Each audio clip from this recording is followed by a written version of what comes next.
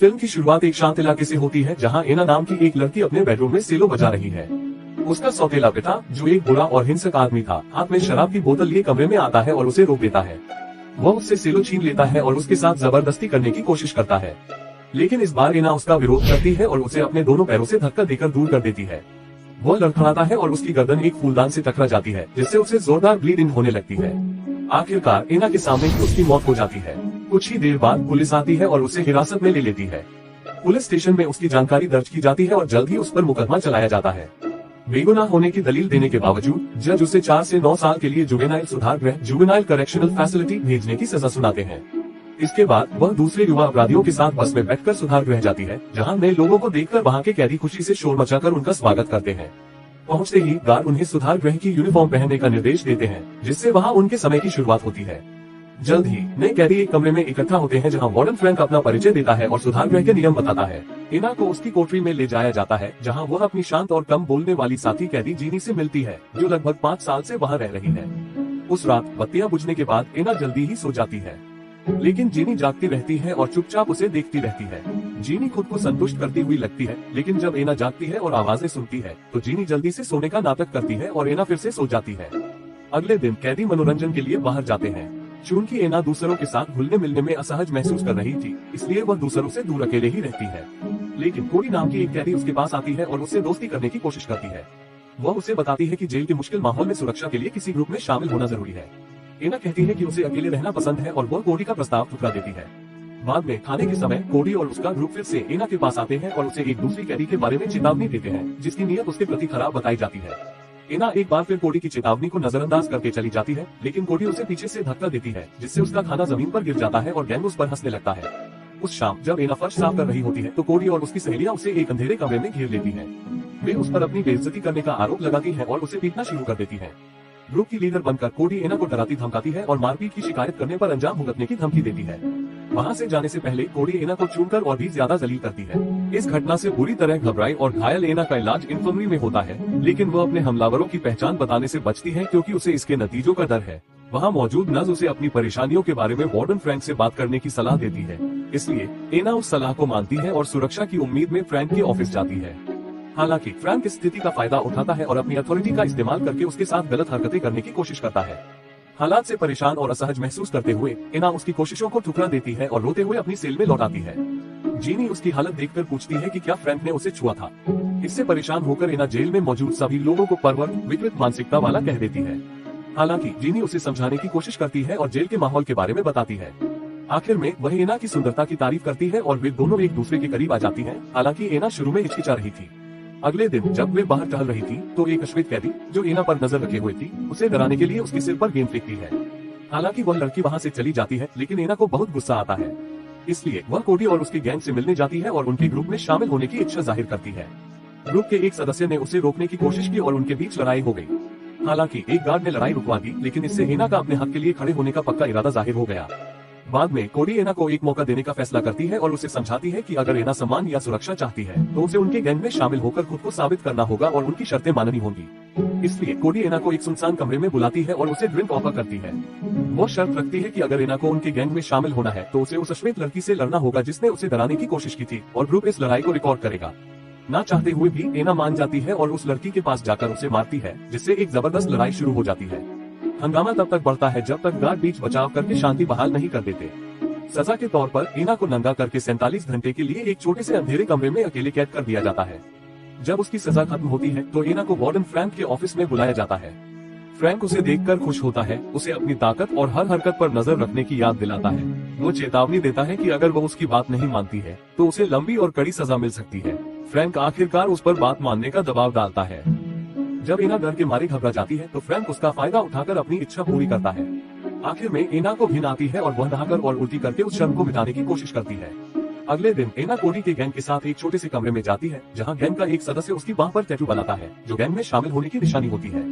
जब बाकी लोग चले जाते हैं, तो कोडी एना को अपने साथ इंटीमेट होने के लिए मजबूर करती है।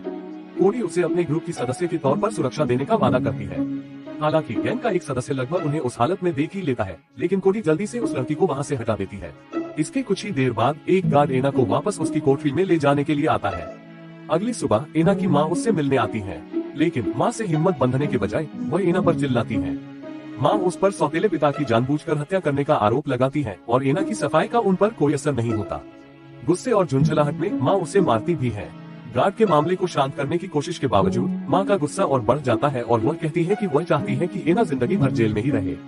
इस मुलाकात के बाद एना कोडी और उसके गैंग से मिलती है, लेकिन वही काली लड़की चाकू लेकर एना पर हमला करने आ जाती है। ये पता चलते ही फिर से लड़ाई शुरू हो जाती है और मामला हाथापाई में बदल जाता है, क्योंकि लड़कियां आपस में उलझ जाती हैं और बाकी लोग भी इस हंगामे में शामिल हो जाते हैं। जल्द ही गार्ड्स लड़ाई रोकने के लिए बीच बचाव करते हैं, लेकिन एना को फिर से फ्रैंक के ऑफिस भेज दिया जाता है। फ्रैंक, जिसने सर्विलांस कैमरों पर यह घटना देखी थी, एना पर लड़ाई भड़काने का आरोप लगाता है। फिर वह उसे चालाकी से ड्रग्स भरी ट्यूब इस्तेमाल करने के लिए मजबूर करता है, जिससे एना का दिमाग चकरा जाता है। फ्रैंक एक बार फिर उसका फायदा उठाता है, खासकर अब जब वह उच्च है। अपने सेल में वापस अन्ना का व्यवहार काफी हद तक बदल जाता है। वह जेनी पर प्रहार करती है और अंततः उसे गुस्से में मार देती है। यह एक गार्ड को उसे फ्रैंक को रिपोर्ट करने के लिए प्रेरित करता है, जो एक बार फिर उसकी स्थिति को भुनाने के लिए प्रेरित करता है। उसने उसे लगातार परेशानी और हताशा पैदा करने के लिए फटकार लगाई। अन्ना फ्रैंक से आगे गाली देने के बजाय उसे घर भेजने के लिए कहता है, लेकिन इसके बजाय फ्रैंक उसे और भी बदतर सुविधा में स्थानांतरित करने की धमकी देता है यदि वह अपनी इच्छानुसार नहीं करती है। अपने भाग्य को स्वीकार करते हुए अन्ना अपने सेल में लौट आती है। जैसे ही वह उन दवाओं पर निर्भर होने लगती है जो उसने पहले ली थी, अन्ना कोडी से मिलने जाती है और अधिक मांगती है, लेकिन फिर कोडी अस्वीकार कर देता है और एक तरफ टूट जाता है और कोडी अंततः उसे छोड़ने के लिए मजबूर करता है। खोया हुआ महसूस करते हुए एना जेनी के साथ फिर से जुड़ने का प्रयास करती है, लेकिन जेनी खुद से दूर हो जाती है। अपनी दयनीय स्थिति से बचने के लिए बेताब अन्ना 2 लड़कियों को पैसे देती है जो नशे की लत थी, ताकि उसे खुद ड्रग्स मिल सके। वे शुरू में अनिच्छुक थे, लेकिन अंत में वे अंततः उसे और अन्ना को उसके दर्द को कम करने के लिए दवाओं का उपयोग करना जारी रखते हैं। इस बीच कोडी को अन्ना के नशीली दवाओं के उपयोग का पता चलता है और वह अपनी सेल में उसका सामना करती है, क्योंकि वह अपनी चिंता व्यक्त करती है। लेकिन एना के पास इसमें से कुछ भी नहीं था, क्योंकि वह कोडी को बताती है कि वह उससे स्वतंत्र है। यह एक बार फिर एक तर्क की ओर ले जाता है और अन्ना कोडी पर गुस्सा आता है, जो अंततः उसे गिरोह से निकाल देता है। अब कोडी की सुरक्षा के बिना अन्ना एक आसान लक्ष्य बन जाता है। एक काली लड़की और उसका समूह जल्द ही उसे बाथरूम में घात लगाकर पीटता है, उसे बुरी तरह पीटता है और उसे रोने के लिए अकेला छोड़ देता है। अस्पताल में एक बार फिर उपचार प्राप्त करने के बाद अन्ना व्यसन में गहराई से गिर जाता है, बार बार अन्य कैदियों के साथ दवाओं का उपयोग करता है। उसकी निर्भरता बिगड़ जाती है और वह मतिभ्रम करने लगती है। वह अपने चारों ओर विकृत चेहरों को देखने लगी और अंत में उसने अपनी बाह में मृत शब्द का टैटू गुदवाया।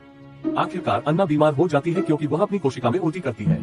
जेनी ने तब सुझाव दिया कि वह एक ड्रग काउंसलर से मदद लेती है, लेकिन अन्ना ने मजाक में इस विचार को खारिज कर दिया और यह एक बार फिर जेनी को ठेस पहुंचाता है। जैसे जैसे दिन बीतते जाते हैं और उसकी लत बढ़ती जाती है, अन्ना उस लड़की का सामना करती है जिसने उस पर बाथरूम में हमला किया था। लड़ाई तेजी से नियंत्रण से बाहर हो जाती है और यहाँ तक कि गार्ड भी घायल हो गए। विशेष बल अंततः हस्तक्षेप करते हैं और इसलिए अराजकता करते हैं और एक बार फिर अन्ना को एकांत कारावास में रखा गया है। जब उसे रिहा किया गया तो कोडी ने अन्ना का दौरा किया और उसकी उपस्थिति में जेनी का मजाक उड़ाया। ये देखकर एना कोडी का सामना करती है, दृढ़ता से कहती है कि वे न तो दोस्त हैं और न ही दुश्मन हैं, और उसे अकेला छोड़ने के लिए कहते हैं। कोडी के जाने के बाद की रात जेनी अन्ना के साथ रहती है, उसे दिलासा देती है और वे एक बार फिर एक साथ मस्ती करते हैं। अगले दिन जेनी अन्ना को ड्रग्स का उपयोग करने से रोकने की कोशिश करती है, लेकिन अन्ना ने सुनने से इनकार कर दिया और लड़कियों के साथ जुड़ गया। जैसे ही अन्ना दवा का उपयोग करने वाली होती है, कोडी आती है और उससे रुकने की विनती करती है। ये केवल अन्ना को उत्तेजित करता है, जो हताशा में चिल्लाता है, जिससे हंगामा होता है। तर्क एक बार फिर बढ़ जाता है और विशेष बलों को हस्तक्षेप करने के लिए बुलाया जाता है। जब फ्रैंक आता है तो वह स्थिति को शांत करने की कोशिश करता है, क्योंकि अन्ना एक टूटी हुई बोतल से खुद को नुकसान पहुंचाने की धमकी देना शुरू कर देता है।